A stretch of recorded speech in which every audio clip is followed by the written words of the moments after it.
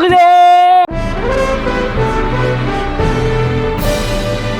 Salut à toutes et à tous, Marty Japan pour un tout nouveau déballage. Et bien aujourd'hui les amis, nous allons nous pencher sur de la figurine. Ça fait longtemps que je vais la déballer. Ah, je suis content de la Glitter and Glamour, ce bordel de merde. Putain, le nom de la gamme, je trouve ça tellement sympathique. Il y a un petit côté volupté, il y a de la poésie, il y a du glamour, il y a du glamour. Donc licence, plutôt gamme, qui se penche particulièrement sur les personnages féminins. On retrouve dans One Piece et du coup aussi également dans Dragon Ball. Et on va décortiquer de la lunch. Alors, de la lunch, oui, mais en blonde. La petite blondasse, elle est sortie en mode psychédélique, en mode psychopathe, en mode déjantée, délirante, avec sa fameuse mitraillette. Bon, je ne veux pas vous refaire l'histoire de Dragon Ball, elle est vraiment tarée, il faut dire. On va pas se le mentir, voilà, elle est vraiment folle. Et j'ai hâte de découvrir du coup le produit japonais. Alors je vous dis le produit japonais parce qu'en fait il faut savoir que celle-ci est disponible en overseas depuis un petit moment. Et on a enfin le produit japonais dans tout l'archipel. Par ailleurs, elle est sortie le 7 juillet 2020. Partout dans l'archipel, partout dans les game centers, il n'y a pas de prix fixe à la base. Je vous le rappelle, hein, Yufu Catcher, on met des pièces, on essaie de choper à bon prix. Et puis voilà, néanmoins, il y a des vendeurs particuliers qui ensuite font leur salade et vendent à des prix plus ou moins élevés. Vous l'avez vu au début, c'est une vidéo sponsorisée avec le poteau Japan D World qui la vend par ailleurs à 19,90 €. Il est dans la moyenne pour ne pas changer, un prix hyper attractif. Au Japon, elle est vendue dans les 2000-2500 yens, des fois 3000, mais là c'est abusé, faut pas déconner non plus. Donc je pense qu'il est vraiment, il a une bonne base, le poteau, et c'est plutôt intéressant pour nous les collectionneurs. Un joujou qui a l'air fantastique de prime abord. Alors encore une fois, et je le rappelle, on décortique le produit japonais. De temps en temps, il y a quelques altérités avec le produit overseas. Ce que j'entends par là, des différences, que ce soit en termes de conception, en termes de modélisation, en termes de rendu, de couleur, parce que le contrôle qualité n'est pas forcément le même entre le Japon et le reste du monde. Donc, petit joujou qui m'attire grandement, mais alors vraiment, hein, qui me fait saliver depuis un petit moment. On va passer au gros plan, les poteaux.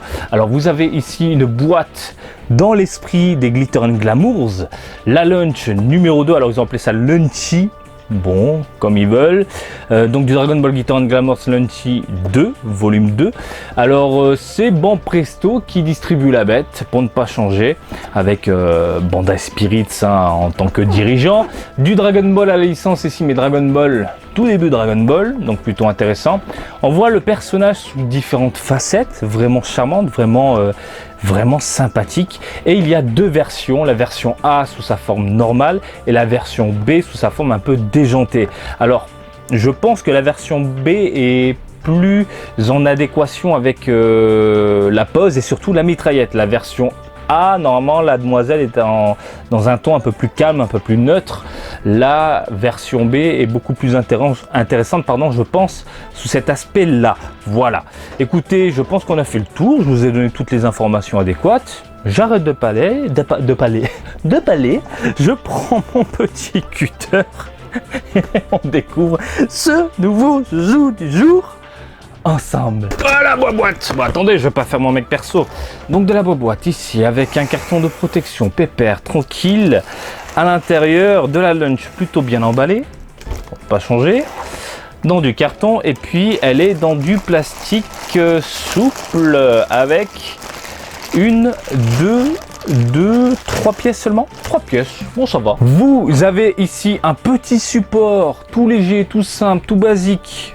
Je valide à 400%, c'est beaucoup moins voyant qu'un bloc de plastique gris dégueulasse qu'on accroche du coup à la cheville. Et puis après vous avez le personnage en deux parties à emboîter tout simplement, et elle est vraiment très grande. Je m'y attendais pas, je m'attendais à un personnage beaucoup plus... Oh putain, ah oui d'accord, beaucoup plus petit. Alors regardez la main là. La main, il n'y a pas de main en fait, voilà, parce qu'elle s'emboîte dans la poche, tout simplement. Ne vous inquiétez pas, elle n'est pas amputée, tout va bien. Donc il faut mettre la main à l'intérieur et puis emboîter, hop là, tout simplement, ou pas. Non, il faut forcer un petit peu quand même, hein. Faut forcer un petit peu. Voici la demoiselle et je la trouve vraiment, mais alors vraiment ravissante, une belle modélisation, de bonnes proportions globalement, je trouve ça vraiment cool. La robe elle est vraiment magnifique, très bien travaillée. On va commencer en douceur du coup avec le visage que je trouve vraiment très bien travaillé également. On a un aspect très fin au niveau des mâchoires, de la mâchoire pardon, avec un petit regard plutôt plaisant à l'œil je trouve, voilà, plutôt sympathique dans l'ensemble. On a l'impression qu'elle a un visage assez plat, mais en fait non, c'est juste que c'est plutôt au niveau du front, on a un petit côté plat qui tire vers quelque chose de beaucoup plus arrondi au niveau des joues. Non, c'est plutôt bien fait, plutôt bien modélisé, de jolis cheveux. Il n'y a pas ce côté banane, ce côté, comment on appelle ça, pâte à modeler, voilà. Il y a souvent des cheveux pâte à modeler que je n'aime pas du tout. Et là, regardez-moi ça, c'est super bien travaillé. Hein, les petites spirales, c'est de la bombe atomique, j'adore. Est-ce qu'il y a de la jointure? Eh bien, la jointure, en fait, elle est cachée au niveau du bandana. J'ai rien à dire, c'est bien dissimulé. Bravo les mecs qui ont conçu la belle, je trouve ça vraiment bien pensé, superbe. Les petites mèches, ça fait pas trop banane, également des mèches au niveau des oreilles, je trouve ça très bien travaillé, superbe. Alors la robe comme je vous l'ai dit, on a quelques pliures à droite à gauche au niveau du tablier par exemple, plutôt agréable. Bon, le petit côté froufou sur les côtés, voilà. Un petit côté glamour, il y a un petit côté glamour qui s'en dégage. La robe ensuite sous un ton bleu est plutôt bien travaillée également. Hein, on a vraiment l'impression d'avoir une robe sous les yeux, voilà, même si c'est du plastique, il y a ce côté pliure à droite à gauche modélisé qui rend vraiment très très bien. Bon là j'ai vraiment mal à emboîter la figurine, ça me saoule. J'ai pas envie de passer des heures dessus, donc c'est normal qu'on voit du coup cette petite jointure. Il faut juste que je l'emboîte correctement. En fait c'est con, mais il faut bien emboîter la main à l'intérieur. Il y a un petit trou tout simplement. Et une fois que tu as bien emboîté la main à l'intérieur, tu peux emboîter le reste du corps, mais comme je l'ai mal foutu, c'est pas grave, ne vous inquiétez pas. Ensuite on a les jambes plutôt bien modélisées. Alors est-ce qu'à l'intérieur? Oui, mais je vous montrerai pas. Alors elle n'a pas de culotte. Attendez, je vous calme. Elle a autre chose, voilà, elle a autre chose, c'est pas une culotte, mais voilà, ça va, c'est plutôt bien modélisé. De jolis talons et aiguilles magnifiques dans un ton verni. Bon, on va se pencher ensuite sur les couleurs d'ici quelques secondes, mais globalement en termes de modélisation je trouve ça plutôt bien fait. Même la petite mitraillette, le petit Uzi, il n'y a rien à dire, c'est super propre. En termes de couleurs, il y a du bon, il y a du mauvais. Le mauvais, on va dire que c'est propre à la gamme des Glitter & Glamours, à savoir qu'il n'y a pas de tonalité, pardon, il n'y a pas de nuances, il n'y a pas de différentes teintes au niveau par exemple des habits, des cheveux. On est dans du Glitter & Glamours, c'est un poil dommage. Mais est-ce que c'est dérangeant? Pas vraiment. Vraiment, moi je trouve ça, je la trouve vraiment très jolie hein, globalement. La lumière joue un peu avec les mirettes, on a l'impression de voir du coup différentes petites tonalités parce que la figurine est dans un ton mat et non brillant. Quand c'est du brillant, on voit ce côté plastique dégueulasse, une seule couleur, pas très jolie. Hein, on a l'impression que ça étincelle un peu les pupilles et je trouve ça super moche. Là, le côté mat apporte justement cette nuance manquante en termes de rendu hein, et au niveau de la matière. Je trouve ça vraiment génial et bien pensé. Donc là, de face, elle est vraiment impeccable. J'ai rien à dire, c'est super propre.